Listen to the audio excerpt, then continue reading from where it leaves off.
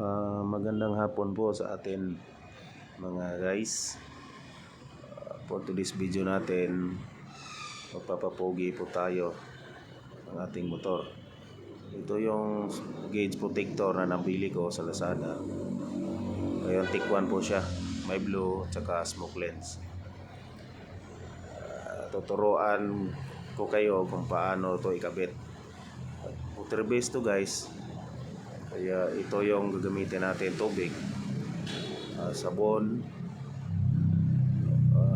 saka itong pang punas natin para mawala yung bubbles, saka basahan. Mayroon din tayong spray bottle. Dito natin ilalagay yung sabon na may tubig. Tubig na may sabon pala. Maghahalo na tayo ngayon ng sabon sa tubig, at ito yung ilalagay natin doon na pangpadulas para maikabit nating maayos yung ating gauge protector. Medyo manipis lang yung guys, pero sa tingin ko okay naman, solid din naman. Yan. Ilagay na natin sa water spray bottle para magsimula na. Ito yung ikakabit ko guys, yung smoke lens. Yan, spray natin yung sabon, tubig na may sabon.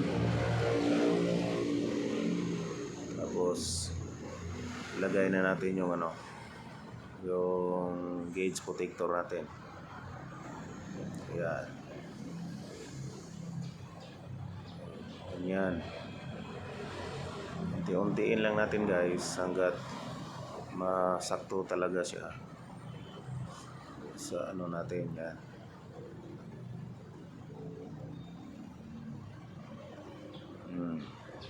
Kayo nang bahala. Mailagay yun ng tama. Tapos ang kasunod naman itong gagawin natin guys, yung palabasin natin yung tubig na nasa loob. Ganyan, pupunasan natin yan. Ganyan. Gamit yung rubber natin. Para unti-untiin lang natin guys para mawala yung bubbles. Yan. Dandahanin mo lang. Ganon na yan kasimple guys. Dandahan lang.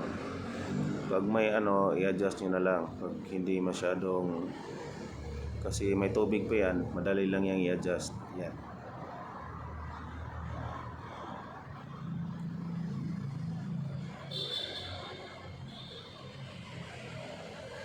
Tingnan mo, diba? Ang ganda.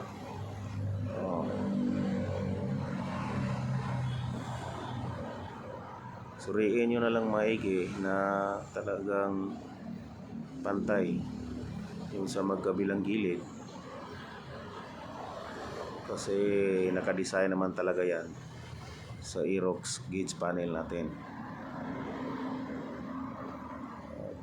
Konting tiyaga guys sa paghagod, sa pagpunas.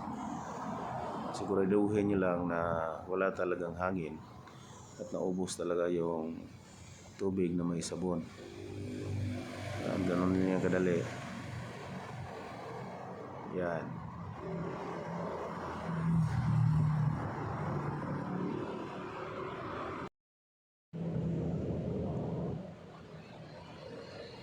Yun lang naman talaga ang proseso nito guys. Talagang hahagurin mo lang hanggat maubos talaga yung hangin sa loob. Para pag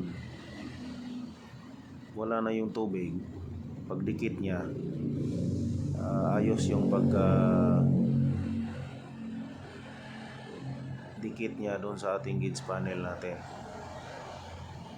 Ayan. Paulit-ulit lang yan guys hanggat matapos kayo. Kunting tiyaga lang yan hanggat mauubos yung tubig na nasa loob ng gauge panel protector natin.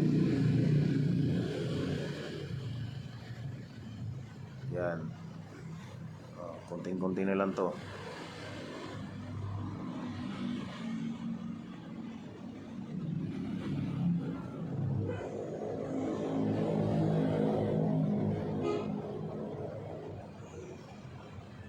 Yan.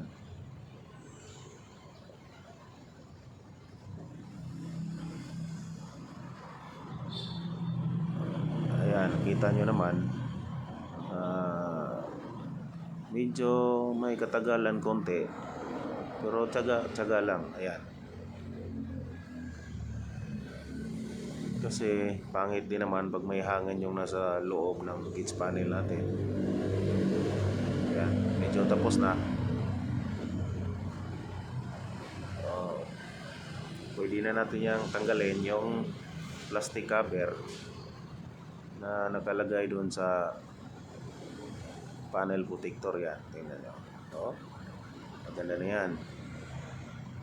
Kasunod dito guys, tatanggalin natin yung plastic na nakabalot sa gauge panel protector. May plastic pa kasi ito nasa ibabaw. Yun naman yung tatanggalin natin. Medyo matagal yung video kasi sinigurado lang natin na wala talagang natirang bubbles at hangin at saka tubig doon sa panel protector. Ayan.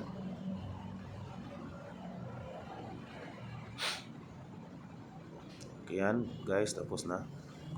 Sunod natin gagawin, pupunasan na natin yung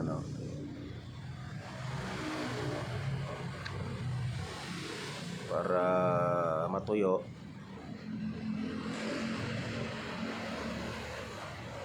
Ayan, tapos na. Tatanggalin naman natin yung yung plastic cover niya. Tingnan nyo.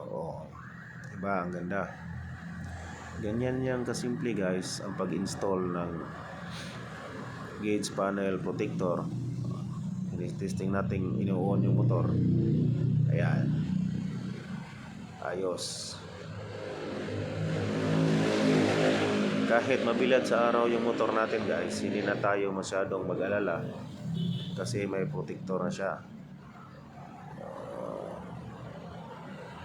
Ayan. Pinupunasan natin maigi. Okay.